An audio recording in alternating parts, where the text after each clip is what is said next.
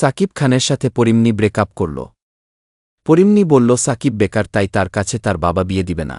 সাকিব ভেঙে পড়ল ব্রেকআপ এর সাথে।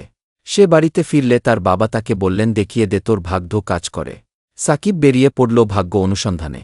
সে বিভিন্ন কোম্পানিতে চাকরির ইন্টারভিউ দিল, অথচ রেজাল্ট ভালো হওয়া সত্ত্বেও কোথাও চাকরি পেল না। তাই সে রাস্তায় পাশে বসে ভাবিছিল কি করা যায়। রাস্তা দিয়ে ধনকুবের মিয়া সওদাগর যাচ্ছিল, এমন সময় কিছু সন্ত্রাসী তাকে আক্রমণ করল। সাকিব সন্ত্রাসীদের হাত থেকে রক্ষা করল মিশাকে।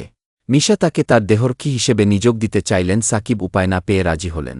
সাকিব নিষ্ঠার সাথে দায়িত্ব পালন করতে থাকেন ও বিশ্বাস এর সাথে মিশা সওদাগরের সঙ্গে সব কাজ দেখতে লাগল ও বিজনেসে সাহায্য করতে লাগল। মিশা একদিন অসুস্থ হয়ে হাসপাতালে ভর্তি হল ও সাকিব তার অনেক সেবা করল। মিশা বুঝতে পারল তার সময় শেষ হয়ে আসছে, তাই সাকিবকে বলল, তুমি আমার অনেক সেবা করেছ, তাই আমি তোমাকে কিছু দিতে চাই।